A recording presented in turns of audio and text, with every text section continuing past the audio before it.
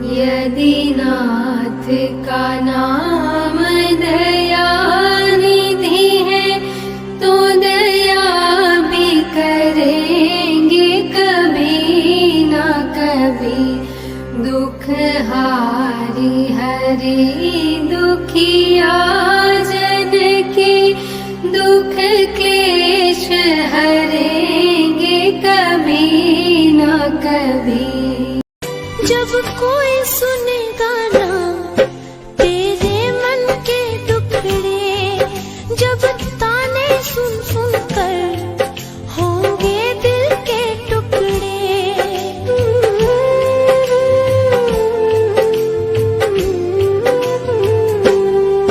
जब कोई सुनेगा ना तेरे मन के दुखड़े, जब ताने सुन सुन कर होंगे दिल के टुकड़े। एक बार जरा तुम ताने सुनकर देखो सावरिया,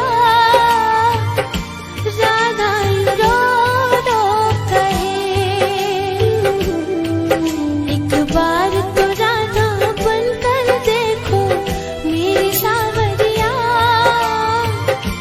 राधा रो रो कहे। राधा रो रो कहे।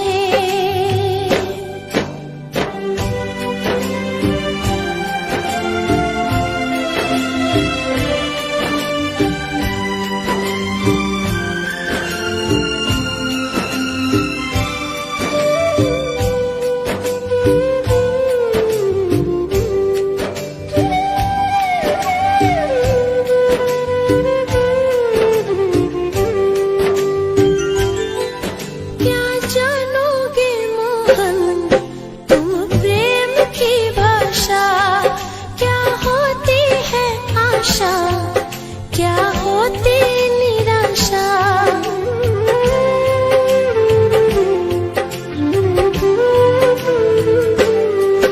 क्या जानोगे मोहन तुम प्रेम की भाषा, क्या होती है आशा, क्या होती निराशा। एक बार जरा तुम प्रेम करके देखो सावरिया, राधा रो रो कहे। एक बार तो राधा बनकर देखो मेरी सावरिया, राधा रो रो कहे। राधा रो रो कहे।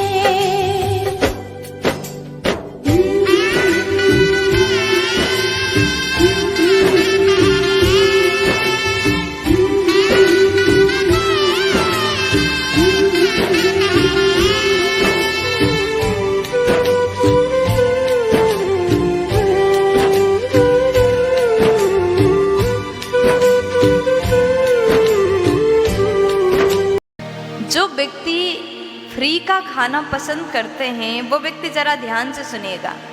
फ्री का भोजन जो व्यक्ति करता है ना, उसको कैसा फल मिलता है या फिर फल ही नहीं मिलता, इस बात को जानना अति आवश्यक है। क्योंकि हर व्यक्ति को लगता है कि अगर फ्री का मिल जाए तो कुछ भी खा लेना चाहिए।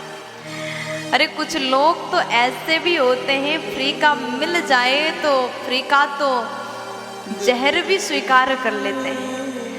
लेकिन स्कंद पुराण में ऐसी चर्चा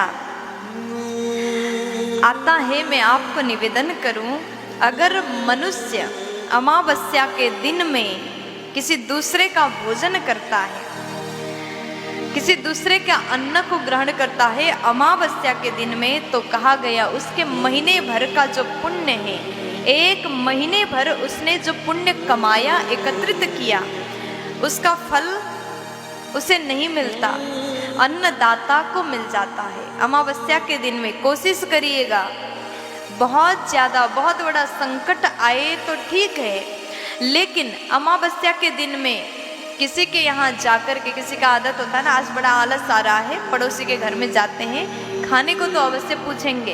इस भाव से आप अमावस्या में किसी दूसरे के घर में जाकर के फ्री का खाने के लिए आप जाते हैं तो आपके 1 महीने भर का पुण्य जो है अन्नदाता को, जिसके यहाँ जाकर के अपने फ्री में खाए, उनको प्राप्त हो जाता है। तो जिसने ये बात को सुना तो अमावस्या में किसी के घर में भोजन करने मत जाइएगा।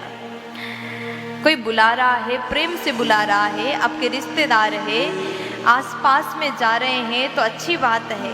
और कई लोग तो ये भी सोचते हैं कि चलो घर में खाना कौन बनाएगा, कौन बर्तन धोएगा, इससे अच्छा भंडारे में जाओ, वहाँ फ्री का खाओ, आनंद से घर आओ, सो जाओ। ये भाव से भी मत जाइए। जो इस बात को सुन रहे हैं ना, अमावस्या के दिन में अपने घर में बनाइए, ठाकुर जी को, भगवान जी को भोग लगा करके पाइए, अगर पुण्य चाहते हैं तो। लेकिन आपका मन है कि 1 महीने का पुण्य किसी को दे दूं, तो आप जाकर के खा सकते हैं। और उसके बाद में सूर्य ग्रहण में, चंद्र ग्रहण में जो है आप किसी दूसरे का अन्न खाते हैं तो बहुत बड़ी बात है।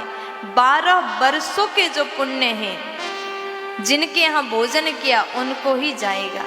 इसलिए कभी आप मजबूरी में कहीं गए हैं, भंडारे खा रहे हैं, तो भंडारे के बाद दक्षिणा अवश्य दीजिएगा। अगर आप वहाँ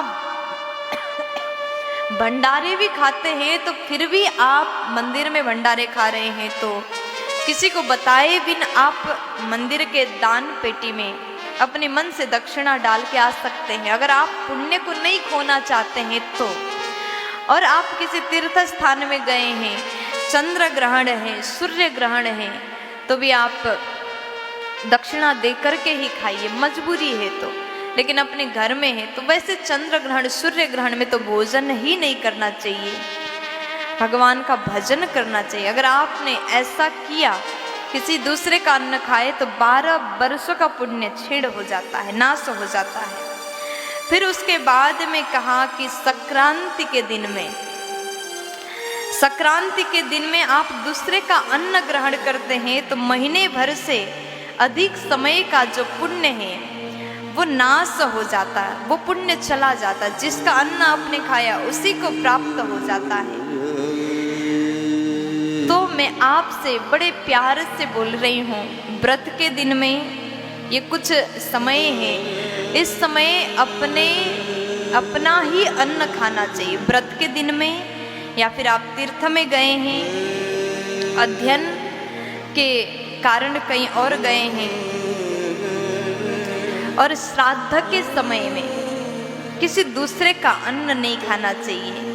ऐसे समय में स्वयं का अन्न खाना चाहिए। अगर आप अपने पुण्य का फल स्वयं चाहते हैं तो आप स्वयं का भोजन, स्वयं का अन्न ग्रहण करिएगा। प्यार से बोलो राधे राधे।